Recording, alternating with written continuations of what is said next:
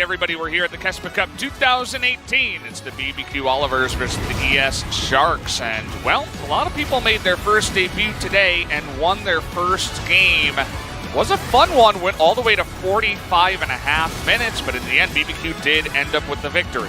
BBQ just able to outlast in the end compared to ES Sharks. ES Sharks controlled the game pace for about 20 minutes, around 15 or so, around 35. It felt like they had agency to make most things happen, but they couldn't get enough. They got an inhibitor crack, but they couldn't actually take down the inhibitor, just the inhibitor turret in the bot side. They could never actually claim the Baron. And then at some point, you remember why marksmen are good, because in the late game, doesn't matter if you're an on-hit marksman, there was an infinity edge there eventually. You're putting out so much consistent damage. The burst wasn't bursting down a Soraka instantly. So the Soraka was healing up the initial burst. They keep going forward. ES Sharks can't kill anyone. And BBQ end up pretty comfortable victors in the late game fights. Yeah, even though it took a little bit of a while and everybody seemed to be a bit nervous and, you know, there was a bit of passivity because of that, BBQ ended up being the better team. Some of those players, you know, Malice looked very on top of his mechanics. Even Autumn in the mid lane looked quite good.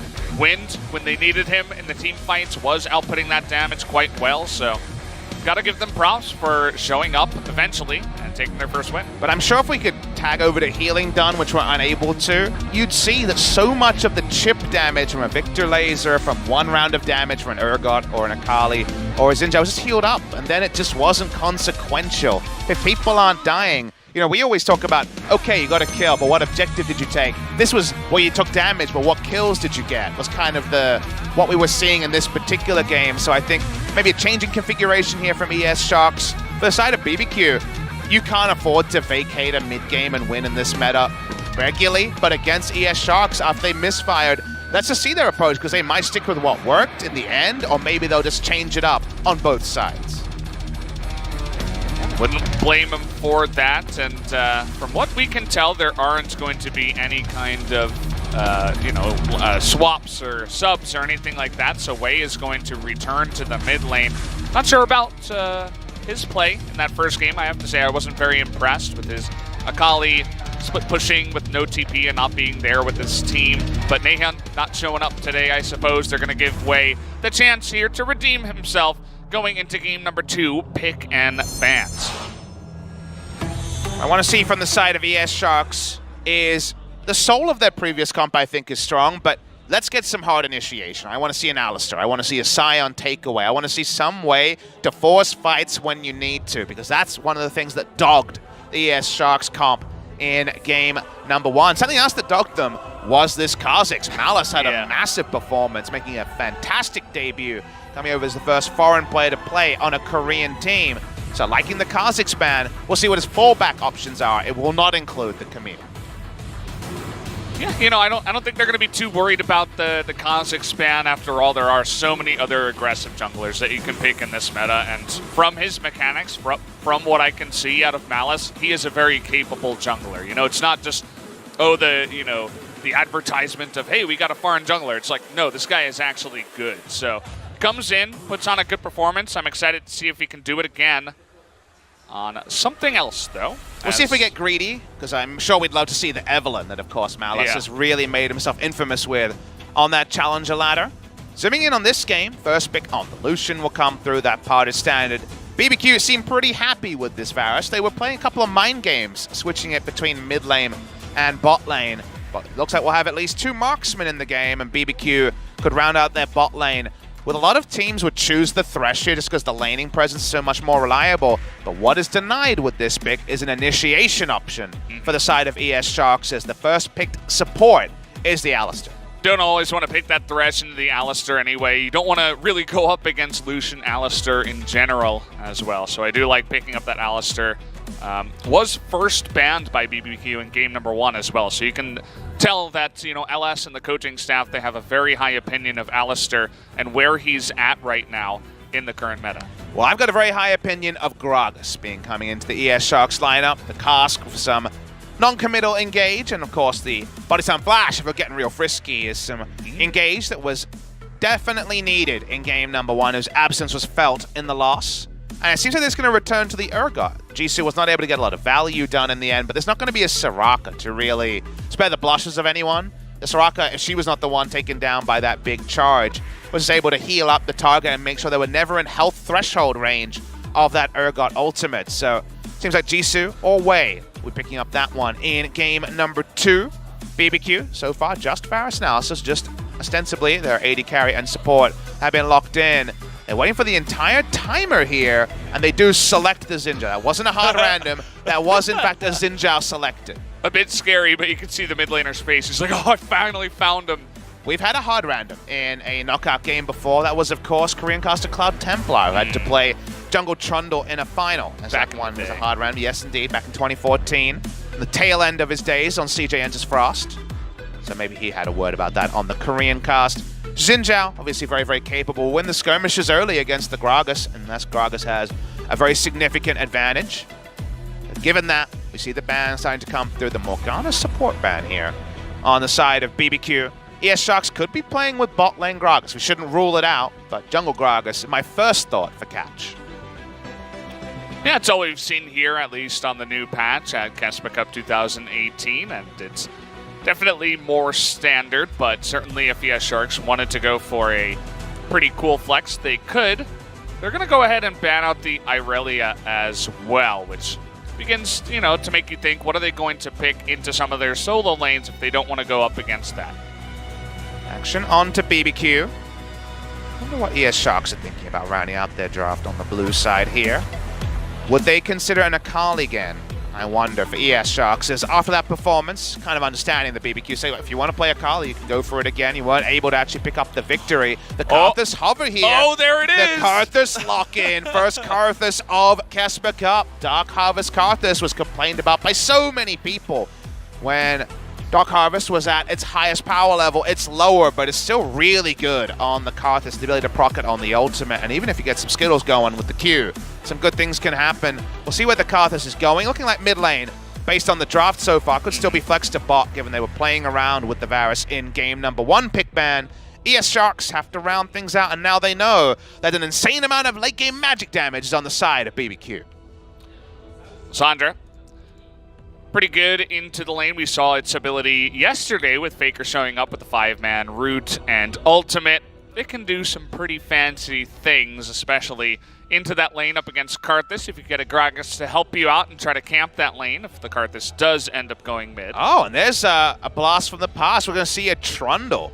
Might be selected to try to nullify the Xin Zhao just because you can apply that chomp and reduce AD.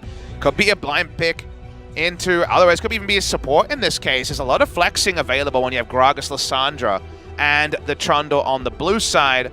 We're leaving it to BBQ to decide which way to go, and they're going to lock in Orianna here. So Orianna and Karthus now locked in. Where is the Karthus going? Is that top lane Karthus, mid lane Orianna? That's your first thought. They've got Xin Zhao and Karthus in some weird spots here. So let's wait till 20 seconds, but surely it is Xin Zhao in the jungle role. Surely, right? I mean, this is... They messed around with swaps towards the end, and, you know, LS definitely a very strategic person.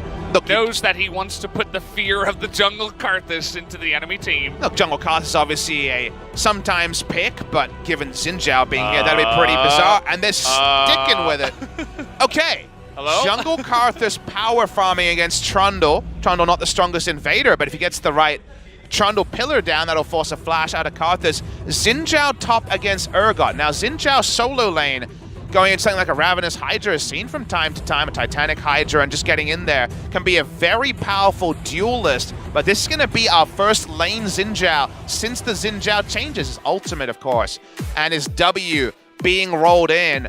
Can you actually all in an Urgot? Because Xin Zhao only goes one way, and if he goes that way at the wrong time, there's definitely going to be a world of hurt coming from one of the strongest duelists. Now 2 of the strongest duelists are going to hit the top lane. The thing that I really like about this as well is you're talking about only going one way and getting very aggressive on the Xin Zhao. We just saw Hogong, he played Sion, right? It's more of a tank. It does kind of only go one way as well, but it's definitely a different look for the top laner, but also for the jungler. We just saw a Kha'Zix go into a jungle Karthus. This is totally different realms of, you know, play styles. The Kha'Zix wants to jump in and try to assassinate one by one. The Karthus can kind of poke around and then eventually suicide himself in. But, like, it's just such an interesting idea. I thought maybe the Karthus top could farm decently against the Urgot to Xin Zhao jungle needs no introduction, but they just decide to flip it on its head. So I can't wait to see how it's going to go, Papa. Well, we don't get a coach's interview with LS, unfortunately. It's going to be on the other side. It's going to be an ES Sharks interview and work out what they make of all of this. Let's see what they have to say. 김선웅 코치님 만나보겠습니다. 코치님 안녕하세요. 안녕하세요. 네, 코치로서 또 첫 경기를 치르고 계시다고 들었습니다. 먼저 시청자분들에게 인사 부탁드립니다. 네. 안녕하세요. ES 샤크스 It's your first time 합니다. on stream, so introduce yourself. It's Kim Sun-woong. ES 샤크스 입장에서 굉장히 아쉬웠을 것 From 같아요. the ES 그래도 Sharks. 샤크스의 강점과 또 보완할 First 점이 잘 match, you must have 드러났다고 been a bit 보여지는데요. disappointed. 두 번째 세트를 앞두고 좀 어떤 모습을 더 살려서 보여주고 But you also 싶으신지 showed some of the 듣고 strengths 싶어요. of your 일단 team. 저희가 탐켄치를 고른 만큼 뭔가 사이드 운영을 좀 So what 신경 have you 쓴것 prepared 같은데 now 뭔가 for the 이제 second match? 바론이 좀 중요한 오브젝트다 보니까 선수들도 좀 이제 그런 부분에서 특히 드러났던 게 바텀 억제기랑 바론에서의 With 판단이었던 the 것 같아요. Tomkins, we 그런 prepared 부분 that kind of side playing from game one. 피드백을 했고 이제 또 Allowed us some map 이번 control. 편 보시면 조금 이제 우리가 But he thinks that the 부딪히는 Baron 부분에서 plays 좀더 should have been a little bit more 네, keen 확실히 and 1세트에서 sharp in 공격력이 game 굉장히 one. 돋보였던 ES 샤크스였기에 두 번째 So he 세트에서 tried to 그런 put 점을 more 잘 weight on the 살리고자 side 하신 것 같은데 lanes. 지수 선수는 또 국내 팬들에게 This 굉장히 time 강한 around. 인상을 남긴 선수잖아요. 이런 공격적인 성향의 선수와 팀 컬러가 잘 맞나요? 네, So it 일단은 looks like you're trying to put 팀 some 컬러가 aggressive 기본적으로 side 맞고요. lane plays 대신에 into 아직 game two as 다른 well. 팀들처럼 저희가 연습 기간이 길지 않다 보니까 좀 그런 부분에서 나오는 좀 생각의 차이가 있는 것 같아서 좀 이런 부분을 일단은 캐스파컵 통해서 좀 더 이제 보완을 한다면 시즌에서 좀 더 좋은 팀이 되지 않을까 생각합니다.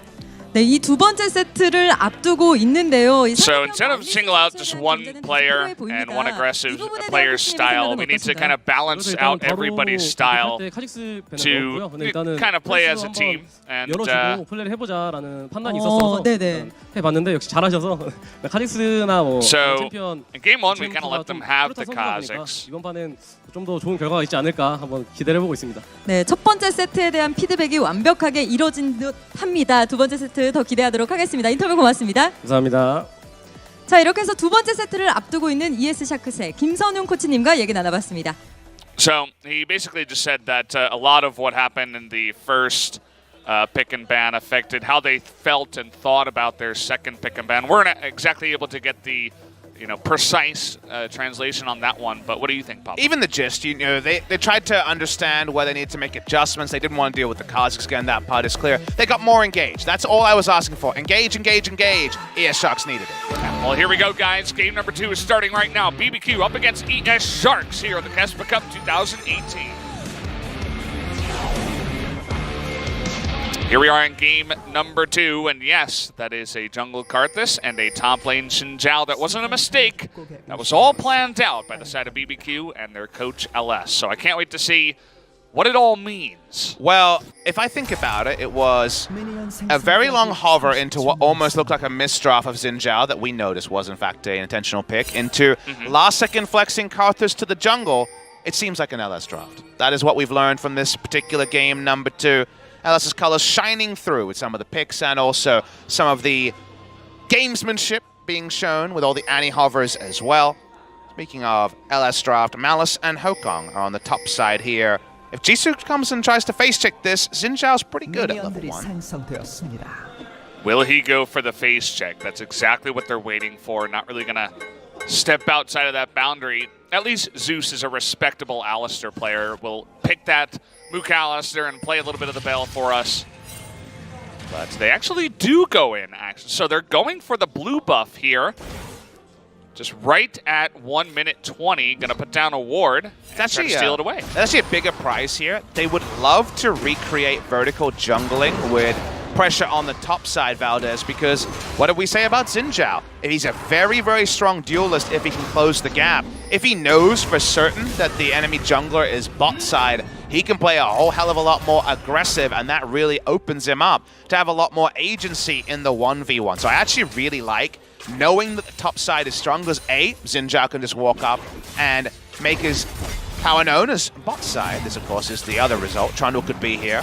Trundle's walking up. Oh boy, there's the pillar. Can Wins that's get not good away? pillar. The slow and the red buff, and yep, that pillar was... That pillar was really, really poor. There needed to be about 50 units above that point to actually bounce him towards his allies. Instead, gave him plenty to safely orb walk arounds. That's a mistake. The other small point here, Valdez, is Karthus is also pretty sure he's going to get an entire jungle clear, and as someone who can't really skirmish, knowing that Trundle's not going to be invading you at any moment is good news for him.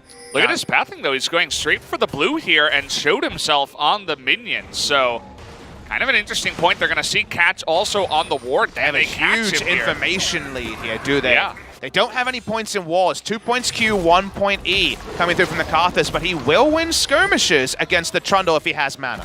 Meanwhile, in the mid lane, it looks like the Orianna was winning that trade. Although the Gragas able to get here first. Nice chunk onto Catch so far. The smite comes in, and he's level 4. He's level 4.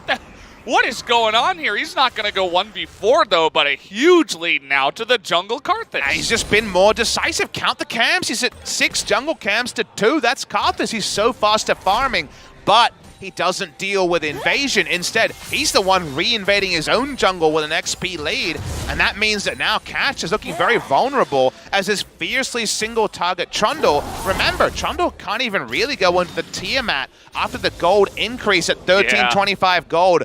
2 camps, 1325 gold. Those things don't compute, Valdez.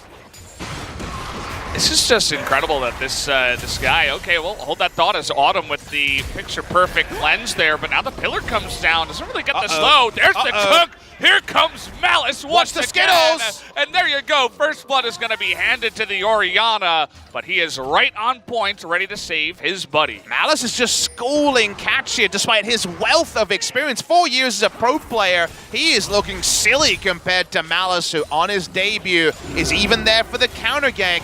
Catch needed to just give it up, just find some gold of his own, get some wards, just be a supportive jungler. He thought he could make the gank work and continued to be greedy after they got the cleanse. The cleanse is done without Catch's involvement. He could back away, but he's flash pillaring when he has no vision, and Malice says, thank you very much. This blue just refreshed. You're dead, mate.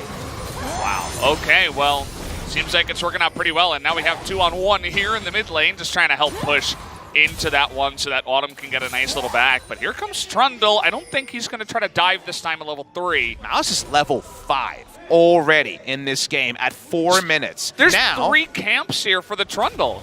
Oh, okay. Well, that was unfortunate little plans. Can he get away from this one? Yeah, he doesn't have his flash. So unfortunately, this time, nice little maneuver there by Catch. That was opportunistic. He got the ward down. He got the kill bot lane. Back on the bottom side, Zeus says hello. Looks like maybe that was a flash after the Gragas took aggro, maybe with a barrel. Let's take a look at this top side here where Hogong able to win a nice little trade as well. So it's the KeSPA Cup. And Yeah, we're back. The best and the worst of League of Legends. This is just, guess what it was, Valdez? You know what it was? Tell me what it was. Come on. You Disgustingly awful. It was that. But do you know why was he said that before. Why was he next to the turret? He wanted his Demolish prop. Demolish prop. It was the greed for the Demolish prop. So it wasn't actually disgustingly awful. I mean, I can understand the greed. It was just really greed. Greed for the Demolish proc we saw from Key in the LCK. We're going to see it even more with the Tart Golding this top lane. Oh boy, Hogong 1-on-2. You mentioned going only forward. Can he get the kill though? The flash forward, he's going to pick it up, and Triumph isn't going to keep him alive, but at least he picks off that kill. Made it outsmarted, 1-for-1 in that scenario you'll take when you got the drop so well as Catch. Catch is getting himself back into the game with some nice spots, but he's not actually trading up in the mid lane.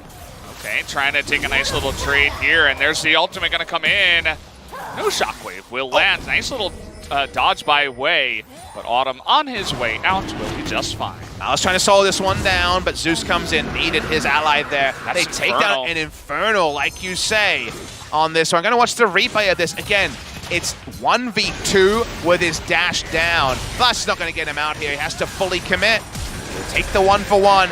If you're Hokong, and you even trade summoners with your opponent to allow for no other advantages when things return. Yeah. Essentially, he made the best of a poor situation getting ganked, plus your ally jungle gets so much worth on the other side. I mean, he's massively far ahead right now, about 25 minion score ahead, so about 6 camps here, plus an Infernal Drake, also helped out in the mid lane.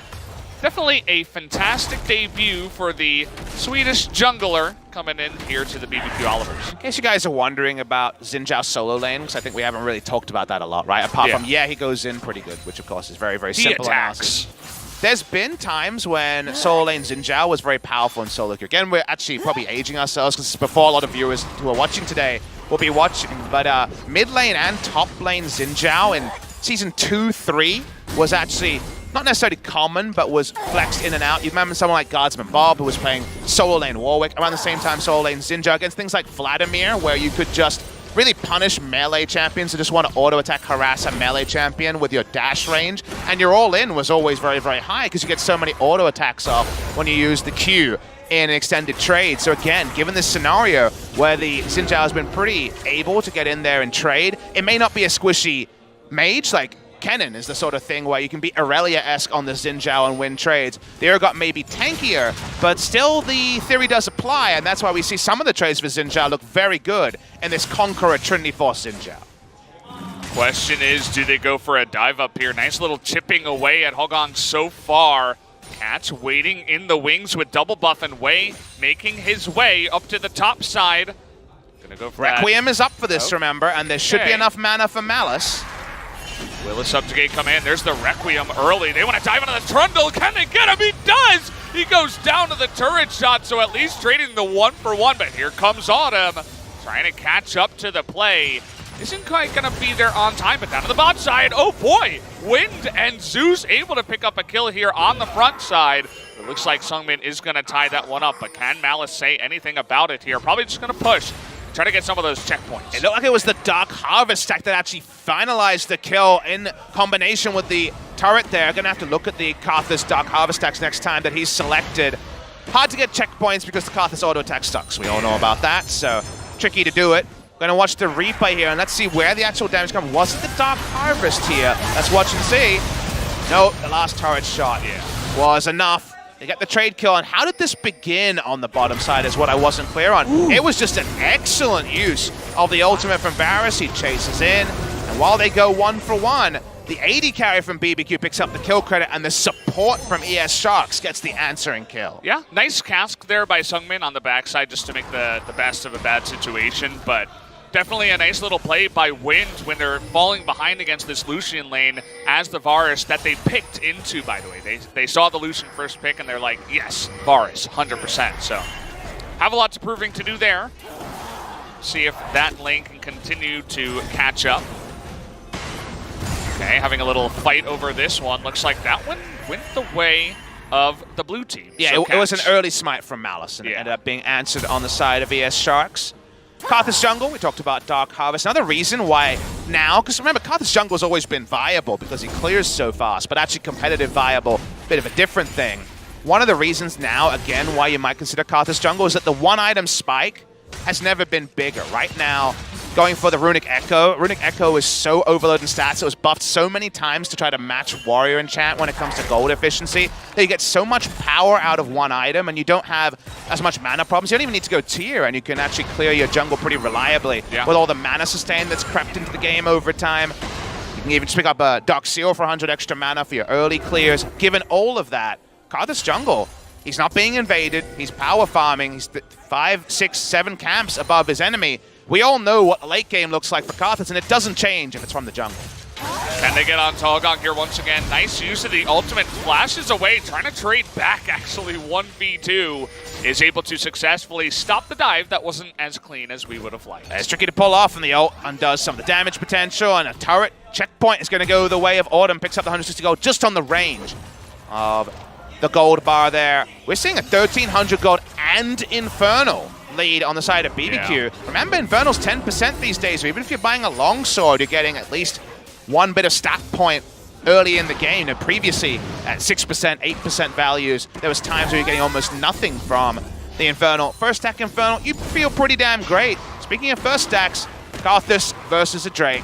A lot of those isolated Qs, all the Skittles you can eat for the Mountain Drake. Yep, the Drake doesn't move either, so you can just kind of lay those down, and, well, there is going to be some challenging down in the bot lane, too. Karthus picks it up, but Zeus getting extremely low. Is just going to have to engage here as there's no way out for him. Can he trade back? One auto nearly takes out Seungmin on the backside, but very clean there from the ES Sharks. All right, flash down. They could look for a pillar play here, but Karthus is there for the counter gank. It's more of a back away as the ult. Go. Rest in peace. Easy kill. They knew that he did not have any way to gain any more health, and he will take another kill. I wonder how much AP he has from items here as we're watching the invasion. Autumn, just wants to show that the shockwave button works. That was a Papa Smithy right there. Hey, hey. Did we win or lose that game? We won really hard. That's why it was okay. No, nobody really remembers that part. They just let's see if we can get. Let's only give him Papa Smithy out if he wins the game. Thank you very much. I'm sure BBQ will be happy, even if Autumn misses everything. He had a really good game number 1, just like Papa Smithy in the rest of that game. Nobody knows about the rest of that game where Papa was ultra fed. But you're only as good as your last shockwave, Valdez. Exactly. Well, BBQ have decided they're not interested in these duo lanes anymore. Lucian's hard. Well, they're on the receiving end of a trade rather than just the ult kill they got earlier, so smart to just go for the trade. They're going to try and end this one. Xin Zhao in a 1v2 is just, complete bad. It's not good at all. So he's going to have to just try to hang back a little bit here. He can look for an all-in with his mid laner, though, and you do see Oriana's picking up blue for now. The checkpoints start to come in, and Hokong says, well, do I dash in or not? The answer is apparently yes. Okay, that did a lot of damage, a lot more than I was expecting. No Requiem just yet, not that it would have killed Light here. He's actually going for Wei, and okay. Maybe they thought it did too much damage. It looked like it chunked Lucian for about 75% health. I don't think that's the way that ultimate's supposed to work. And, here we are in the dark. Hi, guys. Well, we're just here. Don't need studio lights Throw 'em for on us camera. now. Yeah. But yeah, that looked weird. That wasn't Are you talking about my facial hair? No, that looks awesome. Thank you. The Xin Zhao ultimate. I thought I was like, I missed something. Maybe I was like, oh, is Oriana actually there? I don't know. But yeah, that was a lot of damage. The lights are on. Now it is real esports here over at the Actors Arena. We'll be changing arena middle of next week, so Christmas Day will still be in here, so you'll see us on that particular, not you and I, of course. It will be Atlas joining us that day. Us as a team. But we have 3 different changes. We'll also have a live venue, unannounced for now, but live venue also for the final, still being determined, all the details there. I'm sure they'll be released by KeSPA on Twitter in time. We get a Xin Zhao damage bug, so it seems like we were on board there. Yeah. He did do a bajillion damage instantly. Maybe it was an animation cancel. I can't say for sure it was a bug, but it looked like too much. It kind of just looked like he ulted and Lucian almost died. So I heard a scream behind me after that happened, and I think that was one of the ES Sharks players like, what the hell was that? Because that's not supposed to happen. I appreciate the fact there was no swearing. We are, of course, a PG broadcast here, so yeah. I didn't hear any swear words. What the heck? Gee golly gosh, I was hurted by that. Gosh darn it. Hey, I don't know if we can get away with that one. Did you get the bleep? Diminy doo-dah. I think our producer bleeped that, so it's fine. Don't worry about it. Okay, we're good. Even on the live broadcast, our producer, so She's good. on board. She knows what she's doing. We appreciate that. Thank you very much, Producer Monsty. As we're unsure how long this will take. This might require a bit of scrubbing here, but we will be getting updates as we get them. Thank you again. So, how do you fix this? Do we remove the Xin Zhao? That's not possible. I think Catch probably wants to. Do we chrono boost? Or we want a chrono boost. That's like... I think that's what Malice is doing to BBQ Oliver. It seems to be chrono boosting them right now. That's an ability from a different game that just entered the back of my head from 2012. So, well, I guess maybe later than that, 2014. But those are the good old days. We're now in the new days of KeSPA Cup, and Karthus Jungle kind of feels like an old new thing. But it is working out better than expected. I think Catch he wants the chrono boost or the chrono break, depending on who you're talking to get another go at jungling against Karthus, because he's made a meal of it in the early game. He actually got better. I liked the level 3 versus 5 kill when he came in for a deep ward and was like, ooh, a free Karthus kill. Yeah. And was able to double down there with a nice gank up top side. But he made quite a big mistake early and then finds himself in this weird spot where he can't invade Karthus, which feels obviously awful. So right now the Karthus jungle's doing well. I picked up another kill. We haven't seen the Dark Harvest tracker. I'm guessing 4-ish? It'll be at least 3. It'll be 3 to 5 stacks, I would say, with 2 kills already. So at least 2, obviously. Coming that way, so I think he's feeling pretty good on the Karthus, and that means in the late game, Karthus plus Ahri, don't really need to know the other 3 parts to know. Both those champions love level 16 onwards. They're going to be doing a lot of damage. I mean, this is, you were talking about it actually in solo queue when Karthus was coming back, even outside of Dark Harvest. People just kind of realized once Karthus came back into the meta that if the game goes late enough, you're going to do an insane amount of damage that Yeah, I mean, this is the ultimate. It's not supposed to do that much damage. That's like over 500 damage. Let's watch it one more time. So Xin Zhao, what does he hit? Let's watch it. He walks in. Wait for the ult. Holy crap. His ult did 750 damage at level 1. He doesn't even have a Trinity Force. Doesn't even do that much damage at level 16? Like, that's pretty insane. Oh, now that is a good video. Thank you very much, the Freak. Yeah, we got the slow-mo as well, just to show, like, hey, by the way. Because like, I was feeling really silly, because I was like, we know that Xin Zhao can't do much in the 1v2. Instantly does 70% of someone's health. I'm like, okay, well, maybe he's pretty good then. Imagine if that was a thing. Just Xin Zhao ults 2, and then Karthus ults 2, and then everybody dies. Yeah, Pentakill. Late game. You don't even need the Orianna. She can just go to sleep. She's just chilling. She's shielding herself. Yeah. No, she's shielding the Karthus for an assist. Oh, okay. That's right. You said shielding. Okay. Yeah, she has a shield. All right. What did you think I said? I thought you said something else. It's a little bit darker. PG-13 here.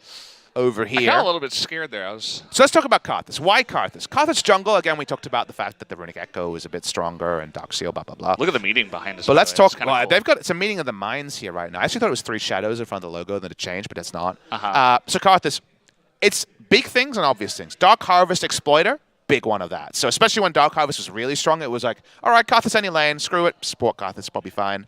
That's kind of gone, so that's why you see like Lux and Xerath are kind of moving away, unless people are trolling you in solo queue. Sorry about that. So Karthus, the Dark Harvest abusing, is still there to some degree, but not the core reason. The kind of unsung hero is the fact that you can go into the precision tree now, and you don't get left with crap, right? Attack speed. You don't need that on Karthus. The attack speed is gone because you can separate out the stats, so you still get your AP and your health and things like that. And you might say, okay, why precision? Precision second on Karthus is like almost an abuse case because the 2 runes you can take are Presence of Mind, which Presence of Mind is, of course, cooldown reduction and mana back, and he'd love both of those with his 8-hour-long cooldown on his ultimate. And the fact that he gets a lot of assists, so he gets a lot of refreshes right there. This was famously exploited by Gambit Gaming back at MSI this year when they ran Nocturne and Karthus and multiple Presence of Minds. But actually, the other big one there is Last Stand. Last Stand, you know, in the same row as Cut Down and also just the standard Coup de Grace is so strong on Karthus because he will always ult while he's dead and Cut Down, Last Stand goes to, I believe, 11%. I know it's at least 10%, but goes into double-digit percentage damage increases. So his Karthus ult just always does 10% more damage. And his Skittles, when he's dead, when he catches you with a couple of lay wastes, are doing 10% more damage. He does insane damage. Like, if you look at your Last Stand damage, even like 20 minutes into the game, it's like 4,000 already. And you're like, okay, well, I'm loving this rune. So getting like really min-maxing out of your secondary tree has not really been seen since like when old Presence of Mind on Kassadin was like epically broken. 1 rune fit him so well. Karthus has those 2 runes that he abuses better than really any other champion in the game. And that together with items and Dark Harvest, blah, blah, blah, it puts him over the edge. As well. Sure. So you can get your ultimate back just insanely fast. Like a lot faster than I think was expected. But it's also free, right? And think about this. Your Karthus, you can take Ultimate Hunter, feel great about that. Presence of Mind, feel great about that. You could even drop one of the APs. You don't need to get the absolute power, whatever it's called, the adaptive force. Little guys. The 10 damage or 6 AP. You don't even have to take both because Karthus' base damages are so high, especially on his Lay Waste, which of course is his core ability. You could take 1 to 10% CDR in the first row as well.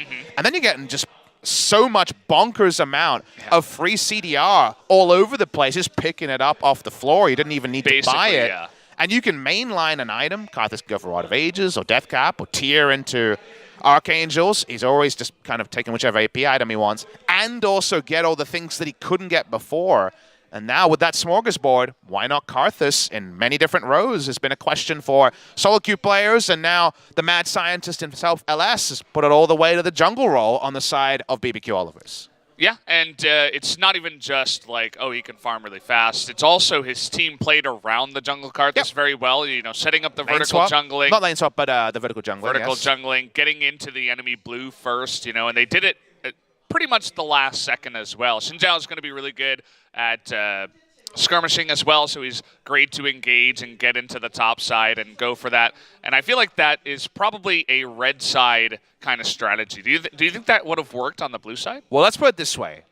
Who's a red side caster but LS? LS, of course, would always talk about the red side and specifically interactions, like if you're trying to deal with the Baron situation, how red side has so many different ways to contest the Baron. Lethality Varus during that Lethality time. Varus on the red side. That, He's definitely been something that he's always been very cognizant of. I mean, credit to him. He was always trying to bring into the lexicon of casting blue side, red side. I don't necessarily agree with every single interaction, but some of them are undeniable. The shape of the map is different, and there are certain strategies, like just the simple one. I reference this all the time, contesting Baron from red side and just being able to plop over damage, plop over a flash or a smite, to try to get the... Undeniably, much easier on red side to contest, and you can say the same thing about sneaking into the Drake pit from the blue side. That's just the offsetness of the map. I think when it comes to pick ban trends on certain picks, and that's a bit more unexplored, but if he's able to get data through scrims or through pro games and able to put it out there, if it ekes out a 1% advantage, it's worth it at the pro level. This is a very, very competitive game that is almost considered explored by some people, and yet we get scenarios where it isn't a patch that changes things. People are just like, crap, Urgot seems pretty good with this 3 weeks off that we had. And then an Urgot meta comes without no direct intervention. I'd love to see when, with a full year and kind of the Korean practice regimen, LS Unleashed and what he could provide.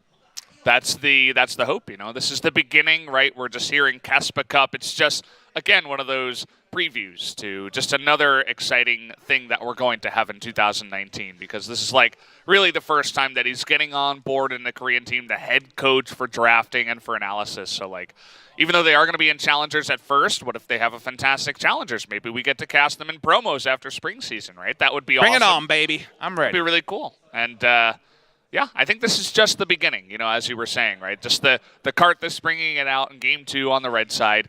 Eventually, teams are going to catch on to that and say, okay, how do we shut down jungle Karthus? Something, you know, like a mid-jungle aggressive 2-man thing, trying to get into the jungle and shut them down. I wouldn't call it a cheese pick, but it's definitely something that's kind of flown under the radar that LS saw from a while ago, and he's like, okay, now's the time to use it. I would definitely call it a cheese pick, so... He's cheesing real good. Well, we'll call him different on things his side. Papa. That's fine. I call a spade a spade. A cheese pick is working out well. I call it not cheese. You can say whatever you want, but it doesn't smell like cheese. What does it smell like? What does Karthus smell like, do you think? Death? Yeah, that's... I thought this was PG broadcast. No? Are we... It smells like death. Okay. I thought maybe the producer told you something that I... The producer's not told us anything, but we should, of course, remind anyone joining late that unfortunately we had a bug where Xin Zhao's ult accidentally did 70% health of the Lucian. We had a replay of it. It was definitely a bug, so we got a problem going on There's there. no interaction where if there's like a certain amount of minions, it does extra damage, right? Okay. I was just asking, you know. Nope. There's no interaction where that's okay. What we saw on screen was not allowed. We'd like to stop it. Yeah. Please don't happen again. I know it's Lucian early levels, and he doesn't have that much health, but even the Gragas took 1 million damage as well. It was the both of them taking over half their health, so... Are we going to see a Lucian? Not Lucian, a Xin Zhao global ban. Possible. Because, but we can't just, like, restart the game from here. No. But I'm thinking future. Is Xin Zhao going to be... Yeah. Because the Nico problems happened, and then we were like, well, no more Nico, so... Yeah. That we should not have that happen again. If there's a chance of this happening, I think it needs to be banned. Because, like, you could just have another game where somebody picks Xin Zhao. It's pretty popular nowadays, and they just have, like, a really important level 6 fight, and he just kills the mid laner all of a sudden. And you're like, okay, well, do we just go over that again? And now, you know, it's just creates not our decision to make, but smart people. Top men are on that one. Hopefully top we can, men. Yeah. We've got to always get Indiana Jones in there, but top men are on it. Not even a gender term. I think it's top man. It's the best people you have out there. Yeah. But at the end of the day, we're going to wait and hear any updates. Got nothing for you, so we've talked about the game enough now, Valdez. No more game talk. Yeah. They're still checking. They got nothing to give us. Still checking. Yeah. How about a bracket? No, don't want to talk about it. We got great teams down here in the KeSPA Cup 2018. Wait, where's that accent going? Who's gonna play against SKT? Uh-oh. Valdez needs his coffee yeah. right now. Take a sip, Valdez. We got to drink. All right, yeah. You take a sip there. But anyway, these are going to begin. So we're looking at the matches for next Monday and Tuesday, Korean Standard Time. Gen.G versus Sandbox, or LCK affair there. Sandbox, former team Battle Comics. Jinna versus GC Busan, that will be LCK versus Challenger. KG versus Damwon, new LCK versus a complete amateur team. And then SKT plays the victor of this game, which will again be LCK versus Challenger. So 4 LCK teams are rolled into the second round of 8. That will start on Wednesday. So that is Boxing Day if you are an Australian and some other regions. I guess it's probably a Commonwealth term. KT Rolster versus the winners of Gen.G versus Sandbox. Looking like KT versus Gen.G, but who's to say how Gen.G look on their re-entrance? Kingzone versus who's to say with Jin Air and GC Busan. Jin Air had some good moments, but weren't just completely impervious to criticism. Afrika Griffin, they were both seeded into this spot, so that was decided before the tournament even started and should be just a super hype. Best of 3 between 2 of our very best in Korea. And then move along to our final match on the bot side. So a lot to like about what's happening. Damwon Gaming versus SKT, very possible to be our final quarterfinal. I mean, not to, don't want to beat around the bush. I'm sure SKT is watching this matchup today, and they're like, okay, well, who are we facing in the round of 8? Because, the BBQ hype is there with LS, and Malice looked fantastic in the jungle, but definitely these are a lot of players that are not very experienced up against a lineup that, looked fantastic.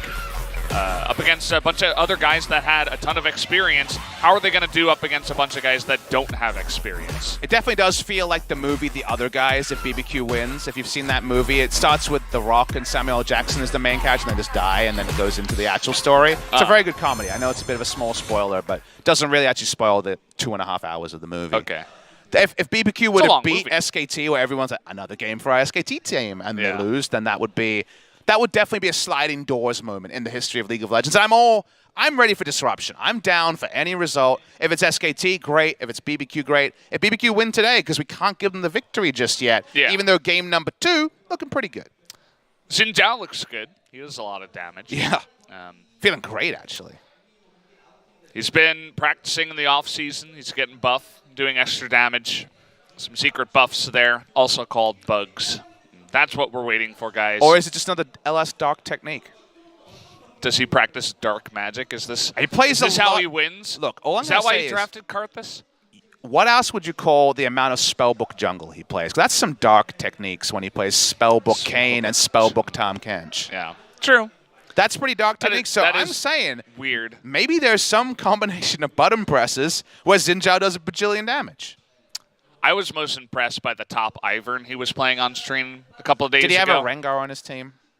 No, he didn't. Ivan Rengar was played in LPL. He It's just hilarious. picked it. Ivan Rengar, Caitlyn, very funny. Yeah, that's like the dream team of their own.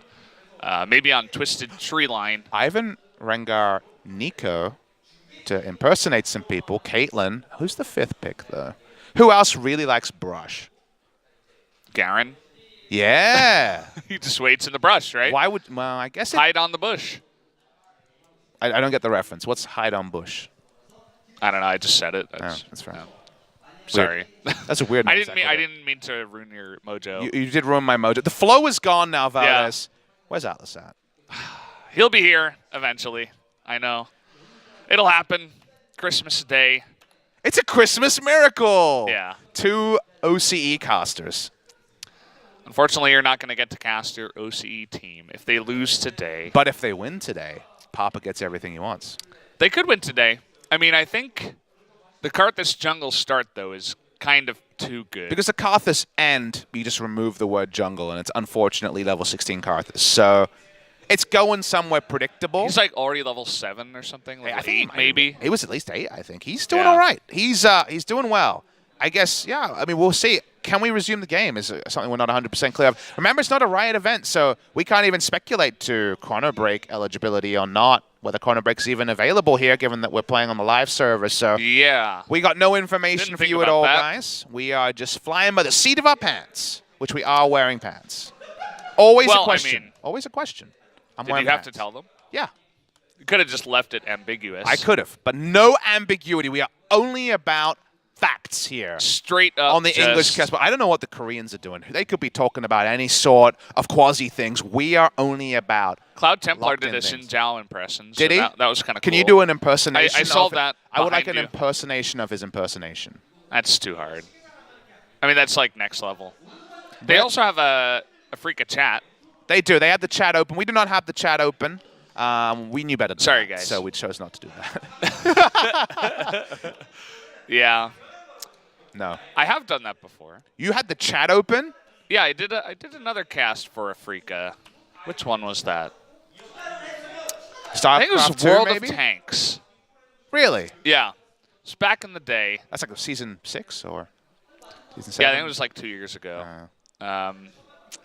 And they were like, hey, you want to have the chat open? We didn't have very many viewers because Africa Global at the time was very new, and, you know, World of Tanks, not the biggest game in the world, like League of Legends, but my favorite game. I like how you're just name-dropping other games on this broadcast and then, like, doing the subtle sellout. Like, Yeah. Actually, no, I love League of By Legends. the way, Anyways, League of back Legends. to World of Tanks. Yeah. No, but it was interesting. Felt kind of weird, you know? Like, I had my co-caster, and we were both just, like, Who was your staring at the co-caster? chat. Who was my co-caster? I don't remember. I heard them say global. Maybe they're talking about us now. It's I possible. don't think so. Anyway, so this, I in case you forget guys who are it wondering, was. this is not just they were bored so they opened chat, but actually Africa, because they are a broadcasting platform. I mean, we have the Africa Freaks, but people might not know is. I couldn't tell if you were pointing at someone or I was pointing trying at to them. poke people in No. the background. I'm telling you, What are you poking, I was Papa? poking. Poking the logo of KeSPA Cup 2018. That's what I'm all about, selling out for KeSPA League Cup of 2018. Legends. Yay! Yeah. But it is actually in Africa, which again is like a broadcasting competitor. Twitch's kind of MO for esports is to actually have the chat and integrate it on a bit more of a sneaking level. And it's kind of cool to see. It's the first time it's actually interacted with a League of Legends event because, of course, I remember doing ESL events because ESL would love to have the analyst desk to pick and ban. That was a bit of a quirk of theirs. So always a couple of different perks. So we're getting an update here that rematch seems to be off the table. So it seems like the Karthus is a good start. Is that my opinion? Again, no involvement in tournament administration, but my opinion is if there needed to be a regame, they should definitely have needed to be new pick and bans. So I'm really happy that we get to see what has already happened. Because if you have already seen Karthus' path, then that's going to actually be a really big disadvantage.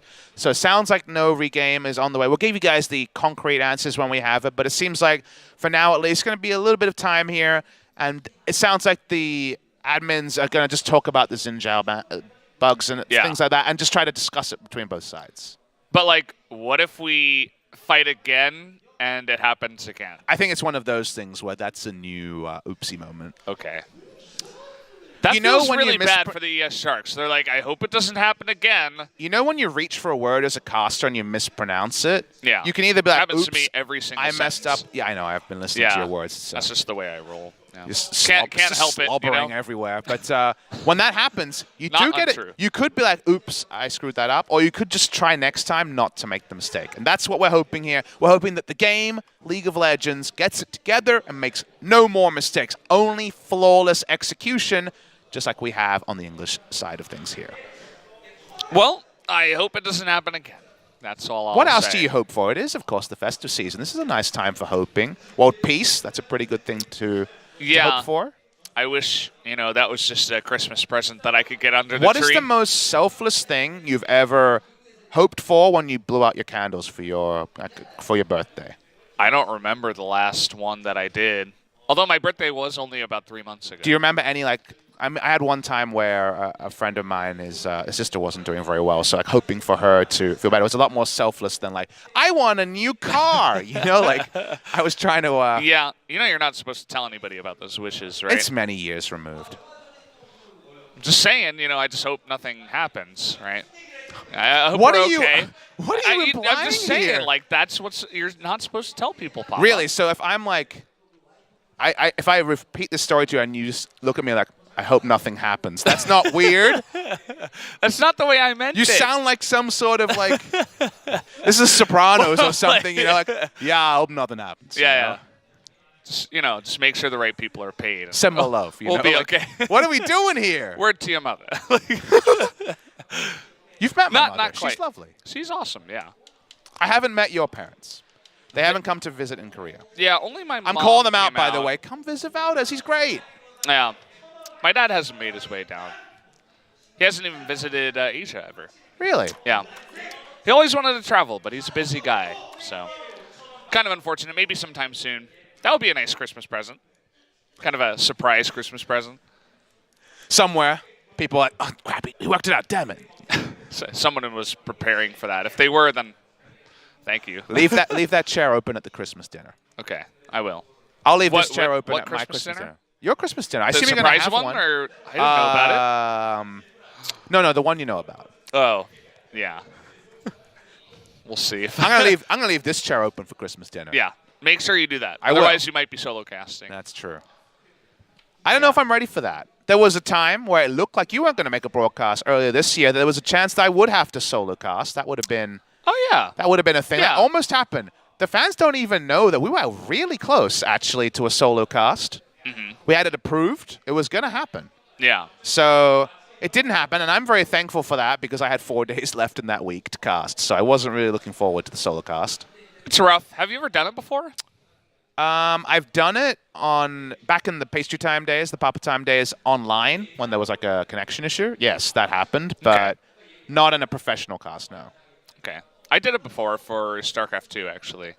It was weird. I was doing it alone, and I had the chat open, actually. So I had, like, people would ask me questions, and it was more of, like, a stream of professional games being It played. wasn't the Doa solo cast in League No. of Legends, where No. he was just going along having great chats with himself. By himself. I feel like only Doa can really do that well. Doa did it once. Cherba did it twice. Not many people know that, but that happened twice for promotions. It's not even the highest quality games, which is probably a good thing because you want to have 2 casters for the highest possible games, Yeah. but that would have been a tricky one. You need your friends. We work best in duos or trios, it turns out, casting. One time at OGN, not OGN, well, it was the OGN casters. It was at Worlds 2016, the first Worlds I went to. At semifinals, OGN had 5 people on the casting desk. 5. Why? Casting. Why? Well, it was the trio, so it was Caster John, Dongjun, Cloud Templar. It was Dong Hee Che, the translator, we know her as Andy at the yeah, I time. remember that, So yeah. OGN frequently had the translator just join in during the game. Didn't really talk a lot, but obviously Yeah. was there. And they actually had Spirit, who did a really good job on either quarters or groups, and they invited him back, and they had him as special comments.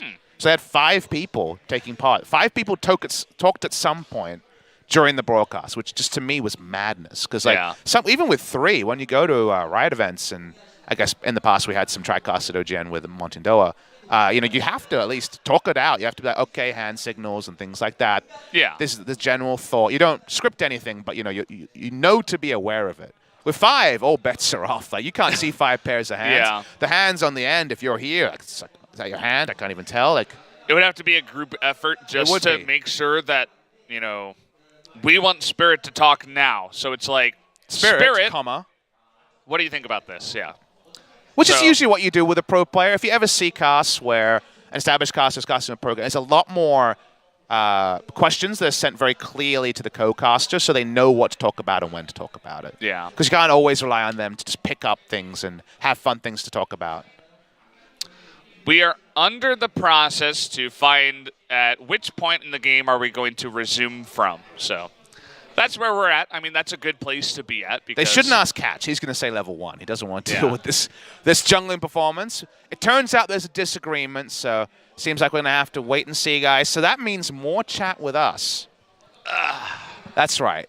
Get in that chat. Get comfortable. Let's we get got LS chance. on the desk. Yeah. Where's he at? Where's LS at? Oh, he's one of the people disagreeing. Yes, definitely. Turns out he's got another responsibility here. Definitely the ES Sharks coach is like, let's just restart the Yeah, game. regame. LS is like, Regame. Same picks. Regame. Hello? That's like Exactly like that. Yeah. Annie, no. Annie. Yeah. But like, is he saying no or the champion he wants? We can't tell. Yeah. It's the same thing. He's always, always wants that Annie. We only had 3 Annie hovers. I was looking for 5. If I think about Annie on my tier list, she probably falls into okay. C Annie's probably tier. okay. only She's okay, support. Annie. You're not getting my reference here. But don't worry about it.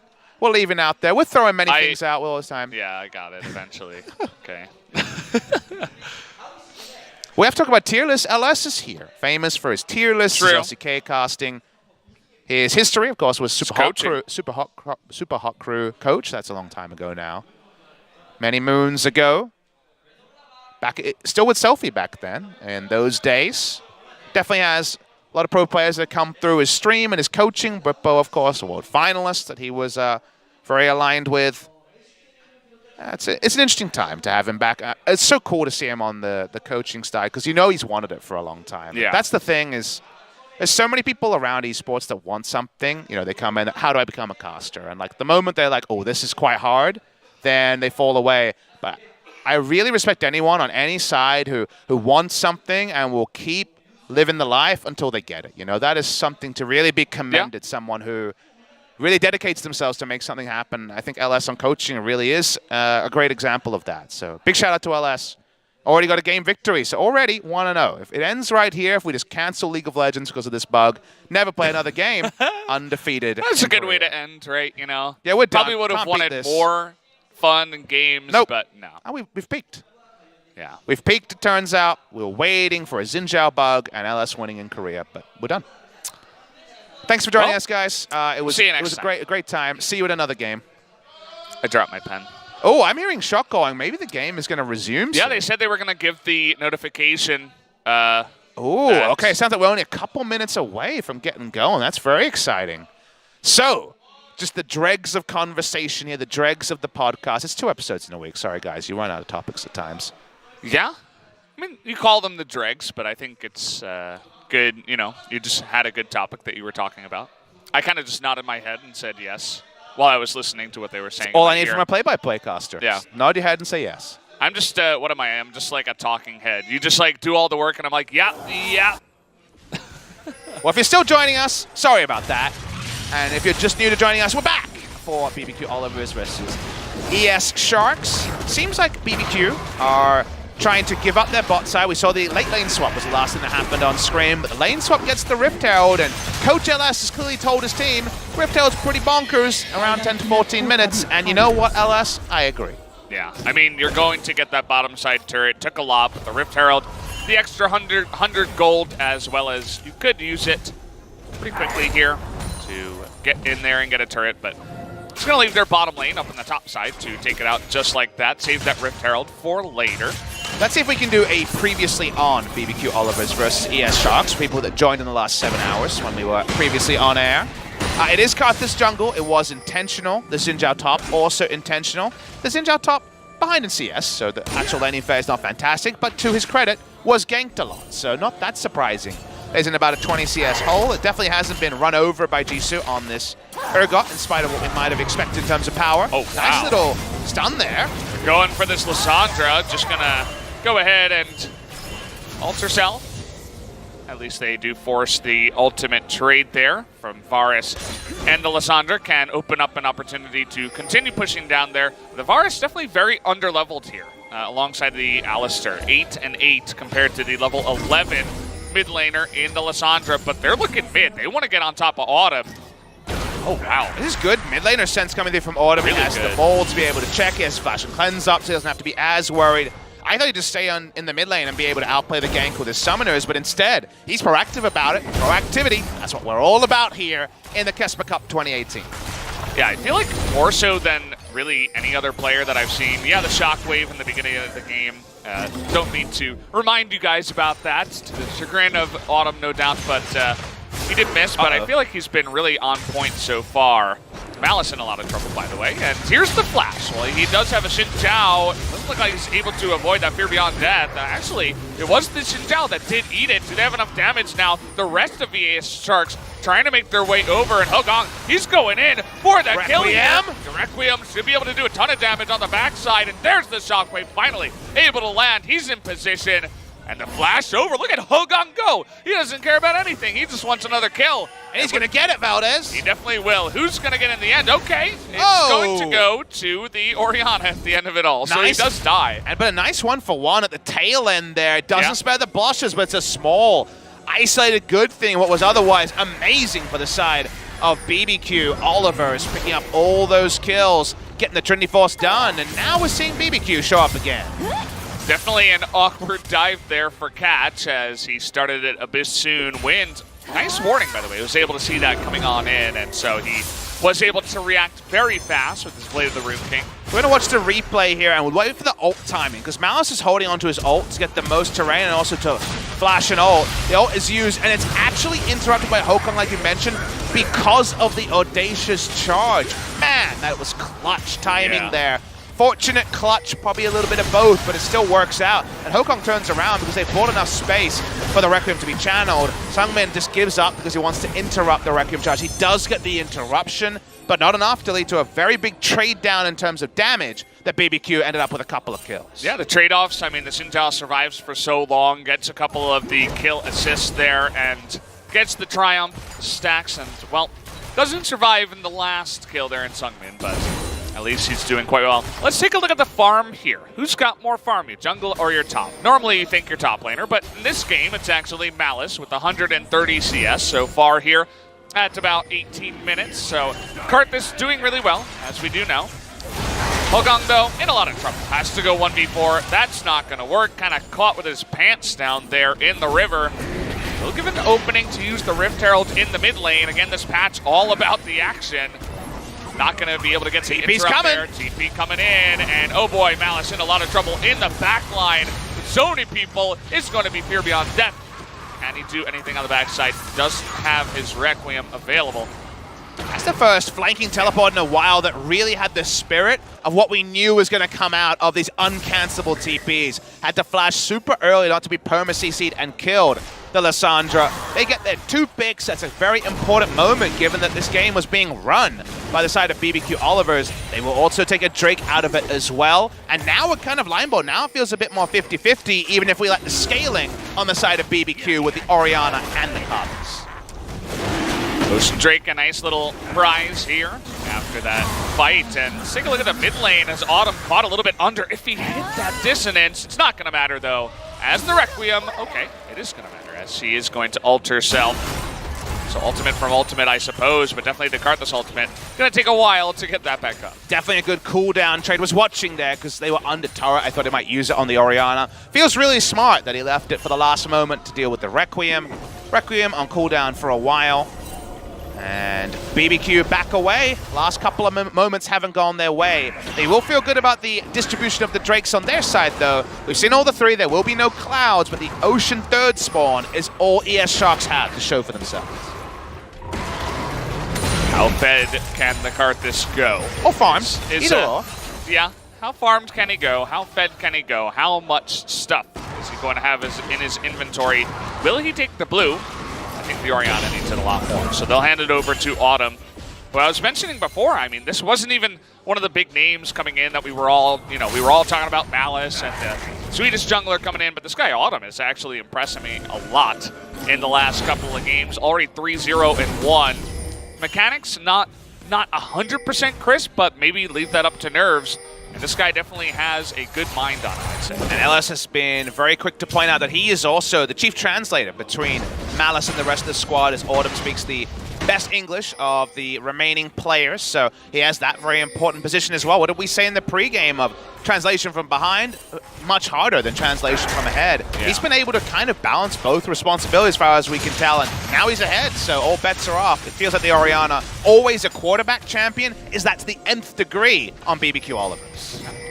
Good read here as a team from BBQ, calling Autumn back, but unfortunately this time it's going to be caught. Zeus getting in there trying to save him.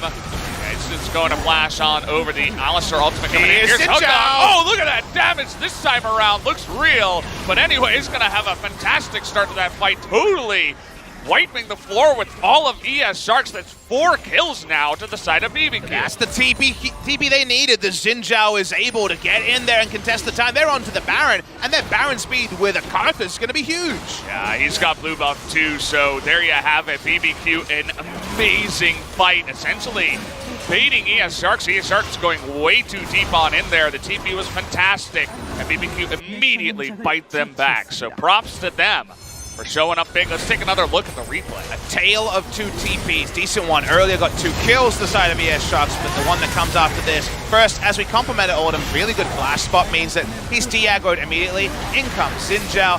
the ult goes out, the balanced amount of damage is there, but the fact that he's such a great conduit for the ball in that position is also great. Really nice setup, good play calling from BBQ, despite being that first-time mixed language roster in Korean League of Legends competitive history. They back away with a 5,000 gold lead. Just like we mentioned, things go from 0 to hero so quick on patch 824B. Yeah, we were talking about LS before. Seems like he certainly knows how to pick him. There's, you know, we're seeing that here once again with his new team. That's, again, they've only been together for about a week and a half. He was mentioning scrimming and stuff. So this is only the very beginning of what could be from a team of guys that look really fantastic in terms of their mechanics. You know, once they come together, get a little bit of experience under the belt, who knows what's going to happen. So we'll have to wait and see. Sungmin looking for the catch. Oh, he's right on a ward this time. He does not have his flash. That's barely any damage as well. That's about all you can get, and he's going to base the Alistair in as well, who's not going to survive against all four of these people. As eventually that ultimate will run out, so a bit of a mistake there, kind of going through the unseen, unchecked jungle. Is going to give away a couple of kills. 2 steps forward, 1 step back. That is definitely the step back on the side of BBQ. They thought they had control an area where they didn't, and it was a nice aggressive play from ESS rather than just sitting there and feeling sorry for themselves after they lost the Baron. They push up, and this is all during the Baron buff power play as Lissandra actually takes that one. Not sure about the Zun from Malice, as they're trying to chase, but everything's going wide. Hogong, he's really thinking about it here. This is 5-on-3, by the way, the 3 being BBQ, trying to chase him down the lane. God, his ultimate is up right now, I believe. Sometimes hard to tell with that icon at the top right of your screen. But Lissandra still has ultimate, couldn't be pressured out.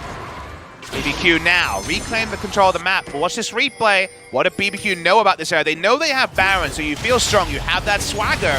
All about Sungmin making a really nice proactive play, and impossible to miss that fear. That fear beyond death. 1,000 gold is actually handed over to Jisoo as well. So these items, they're coming together. That they are. He's rolling in it right now, but BBQ still on the front foot, about 4,500 gold ahead. They're making a good rotation down to the bottom side. Going to easily take this out with the Baron. They're continuing to push in. No TP on the Xinjiao, but he's going to get this mid lane prepared. It's the last minion wave with Baron buff. 30 seconds left on this Baron. They're taking in a turret for it. Lissandra backing away. She has teleport, but no teleport wards to look for a flank. So that will be the end of the BBQ push. And if we had a Baron buff power play graph, I believe this would be net positive ES Sharks. Definitely does feel that way. The remnants of the Baron buff here in the mid side. We'll see if they do stay around and try to take out this turret. Could be hard, but at least they do have a cannon minion. But there you go. The Baron buff is left undone, and now they're going to be stopping that push.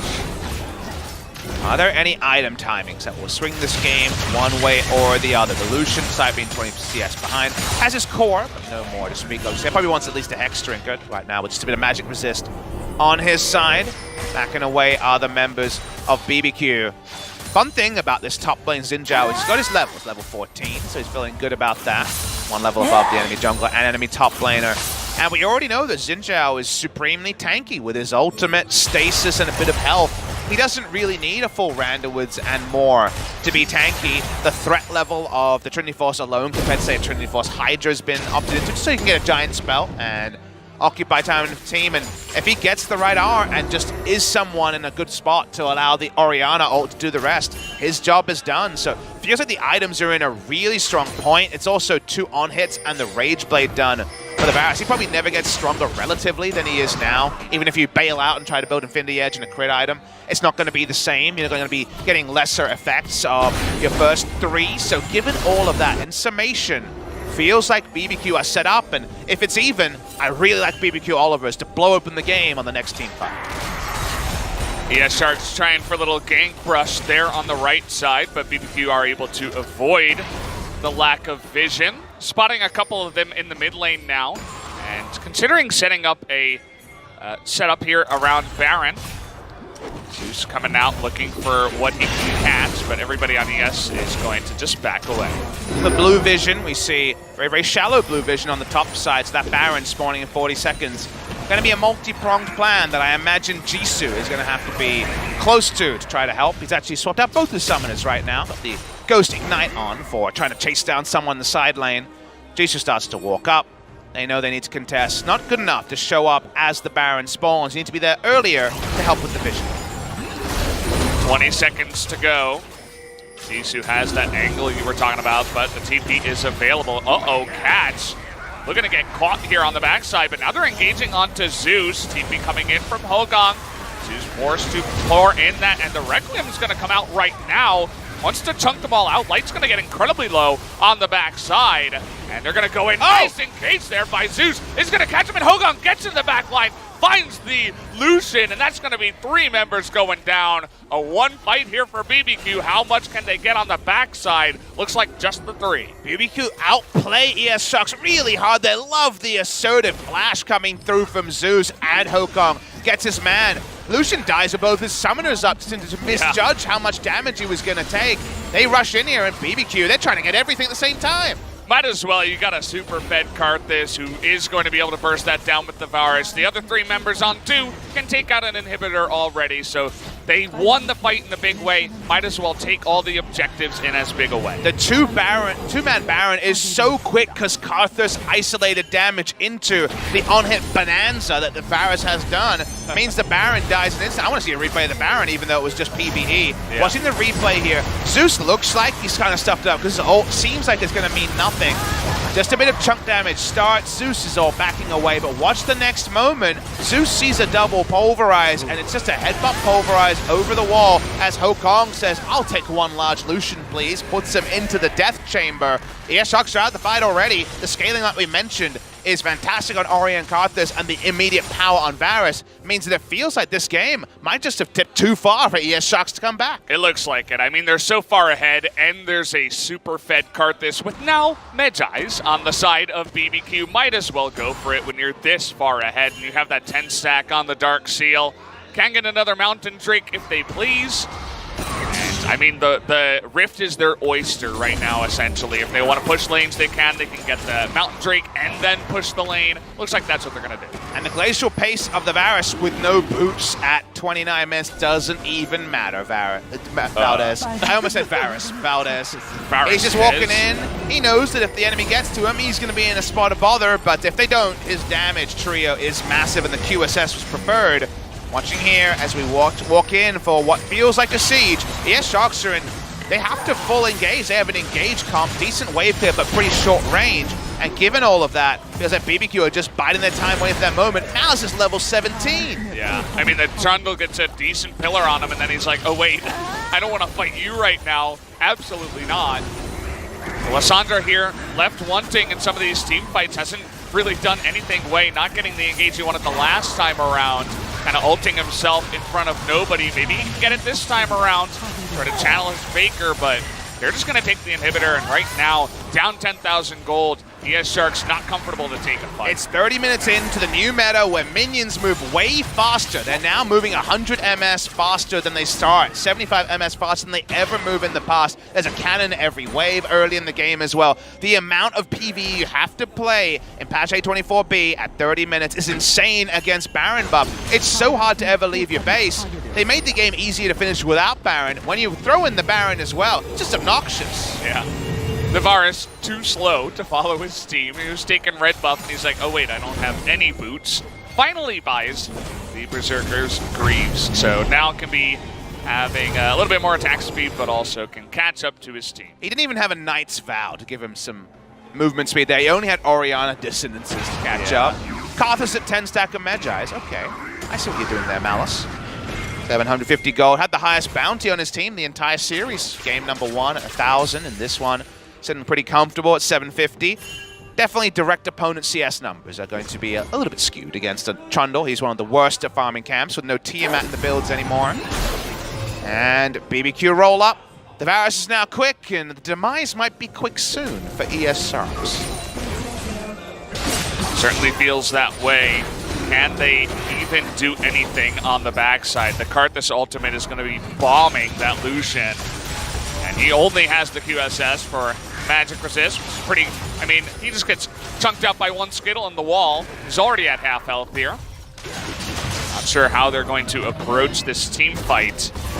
As BBQ, slow and steady, wins the race. They have super minions in the other lanes. There's nothing slow and steady about the minions, though. That's the thing. They say, yes, BBQ are waiting for another minion wave. But you can see, thanks to the new... Oh, let's hold that point, guys. Disengage. There's the new UI. That's a lot of cannon minions moving in real fast. Oh, by the way, they're in your base. You're going to have to deal with that. Looks like Wei is going to be on top of that one, but...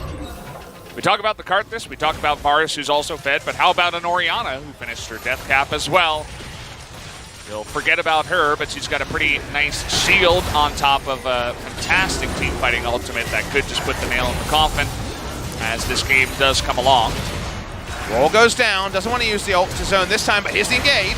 Okay, he does engage, but immediately the Zhonya's there from Malice, and, well, Urgot's got one of his own, and it looks like they are going to target down the Karthus here. The Requiem does come in, is going to bomb everybody on the opposite side. There is the Lissandra that does survive with the stopwatch, but still, BBQ win the fight in a big way. 1-for-1, and the rest of the team of ESS have to fully disengage, so at minimum, they'll be losing inhibitors. Look at those autos, they're just blowing up the Nexus turrets. Yeah, Autumn's pretty fed too. Trying to get on top of Zeus though, who doesn't have his ultimate. Hogang going on in there, and well, that Orianna just burst him down and is gonna kill Wei by himself too. Wind as well on the backside. There you have it, BBQ this time around. A much more decisive victory in 33 minutes. Congratulations to the BBQ Olivers, they win 2-0. That means that having a Western coach and a Western jungler is undefeated for a Korean domestic team in Korean domestic competition.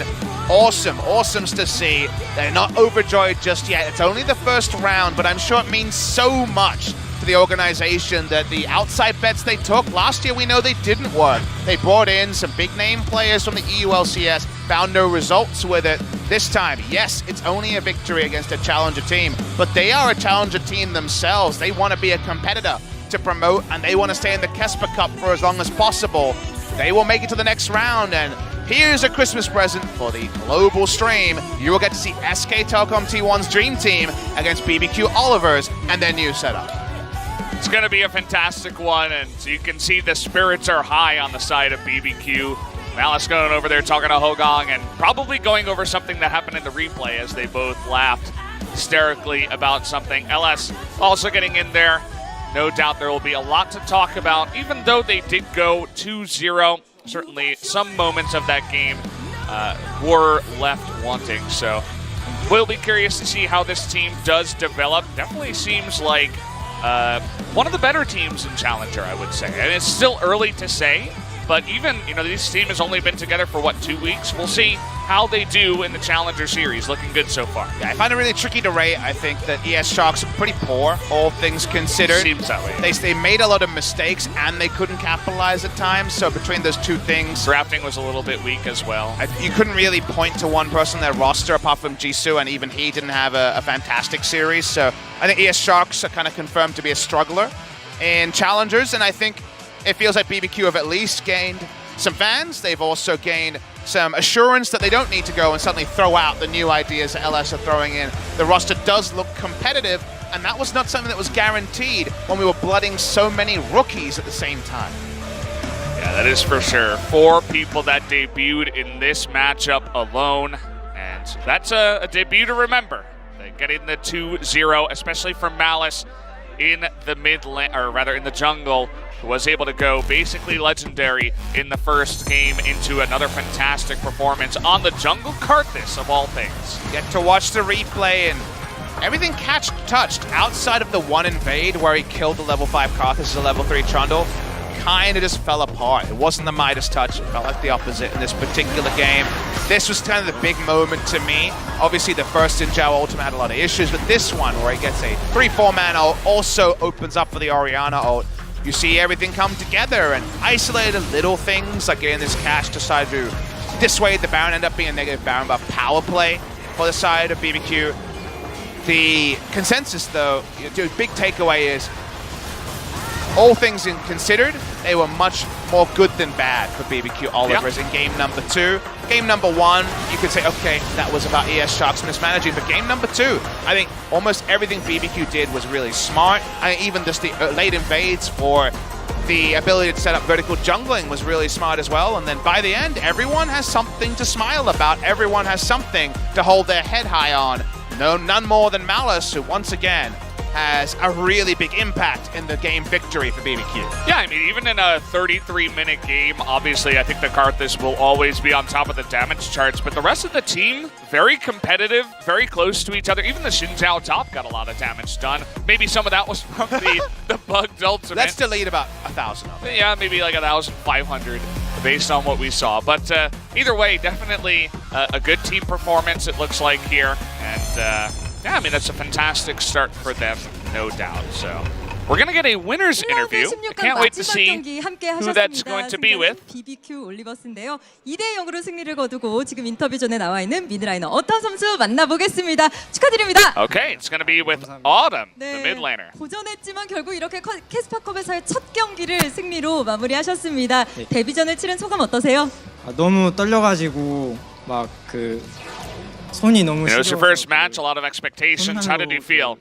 He said, I was super nervous, my hands were shaking. 그거 진짜 감사하게 있어서 더 My hands were cold, but I had a hot pack from you, actually. Our interviewer, the Young actually helped us out a lot with that. 그래서 너무 아쉬운 게 많긴 한데 그래도 네. 저희 팀이 다 잘해가지고 그래서 이길 수 있었던 것 같아요. 아 감독님께서 경기 전에 핫팩을 But he said he was super nervous, so you know he feels bad that he couldn't play to his 100%, but hopefully next time he'll be able to. 승리가 된 것 같습니다.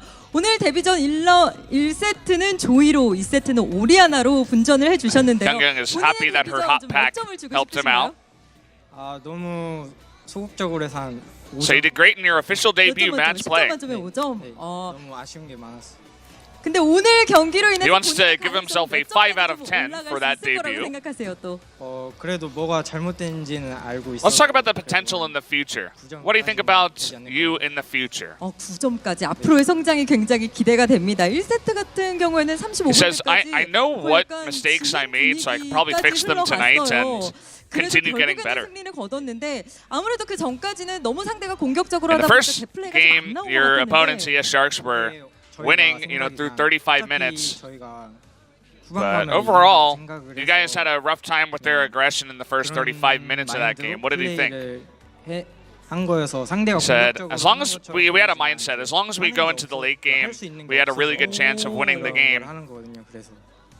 그냥 버티면 이제 이긴다는 네, 생각으로 그런 식으로 오히려 경기 내에서 굉장히 냉철하게 좀 분석을 And 하셨군요. once we get in the late game, they won't really have 톰 선수도 as much of a punch as they did in the early game. So 근데 굉장히 주목도가 not only you, but Malice. 미드라이너 입장에서는 좀 어떻게 보세요?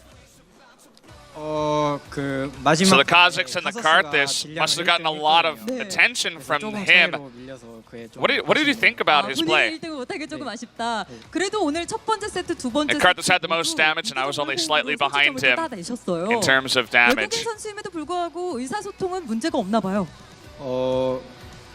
그 So even though he's a foreign player, it doesn't seem like you guys have any problems with communication. 통하는 것 같고 그리고 영어 잘하는 사람이 저희 팀에 많아서 He said it doesn't really have to be a certain language. There's a lot of gestures and pangs and a lot of, you know, small things that you can say, and a lot of people on the team can speak a little bit of English, so we get by. So in the next match, you face off against SKT. And you're gonna have to play against Faker. How does that feel? 저희가 그냥 저희 플레이 What is your determination going up against Faker? 이길 수 있을 것 같아요. He says, as long as we play our game, I think we definitely have a chance to win. So, strong words there. 다시 한번 승리 축하드립니다. 감사합니다. But we're really looking forward to their growth going into the Challenger Series and want to see them in the future. So, And it's the right answer to the question about facing Faker, because if they don't believe they have a chance to win, no one will. So they have to be the ones to have that confidence. You have to believe as a professional player that on your day, if your preparation and if everything goes your way, you can pick up the victory, because guess what? It happened today, Valdez. They beat ES Sharks, and that is the first opponent that was put in front of them. So congratulations to BBQ Olivers and the organization, who clearly took a lot of risks. The fact that we're talking about firsts is a multi-pronged thing. LS and Malice had to be up for the challenge, but also the Orc had to give them the opportunity. Yeah. So shout outs to them. And that means when we return on Monday, things start to get real interesting. All LCK first match into Jin'er versus GC Busan. Then the second day, KG Seoul versus Damwon and SKT BBQ are all kind of the same soul, right? Damwon and SKT are coming in 80, 90, 95% favorites, and yet we've already had Lightning strike a couple of times in the KeSPA Cup. Anything can happen here in the KeSPA Cup. It's a new patch, it's new rosters. Things can go wrong, things can go absolutely right. It's the chemistry, it's the level that the players are on that day, and you never really know what's going to happen. The first two matches that are going to take place on Christmas Eve, Gen G and Sandbox, probably almost definitely leaning towards Gen G, but the second matchup, GC Busan versus Jin'er Green Wings, I don't really know how to call that one. I'd say that's probably the most even matchup we have for this first round of 8. And we can only give Gen G so much credit because they'll be debuting a new support. They don't have a recognized LCK support in the roster, so Life will most likely be debuting as Rule as support on the day. They're fitting in Peanut, who has a very particular playstyle in Gen G. You look at the roster and you say, probably not going to be playing the slow League of Legends that dogged them during Worlds and has stopped them really finding much success on the domestic side. Yes, good in terms of the patch. You need to play more aggressive. Does that mean they come in and beat Sandbox Gaming, who are already coming off a victory? That's the part where I don't give them too many runs on the board before they've earned them. Yeah, I mean, Sandbox definitely knows how to play that aggressive style. So if Gen G are one step behind them the entire way, starting with the draft into the game, then they can definitely fall behind. And you mentioned it before, like Peanut could be off doing his own thing if the chemistry is not there, maybe getting too aggressive, and his team is like, no, we want to scale. Like things, this is part of the KeSPA Cup, though. You know, these teams need to figure out how they're going to react to the stresses of a real-time professional environment. And I feel like over the course of the now 3-hour first series with all the delays, even though it was only 2 games, we saw a lot of people learn about how they play pro games, how they deal with pressure. They got the victory BBQ even though they had the more rookies. Now we get to continue the Western stuff instead of ending it on Christmas Day. We got more Western stuff coming on Christmas, but guys, that's going to do it for today. Only one matchup today. I hope it did have a fun time for you guys as well. So we'll see you next time here next week for more KeSPA Cup 2018.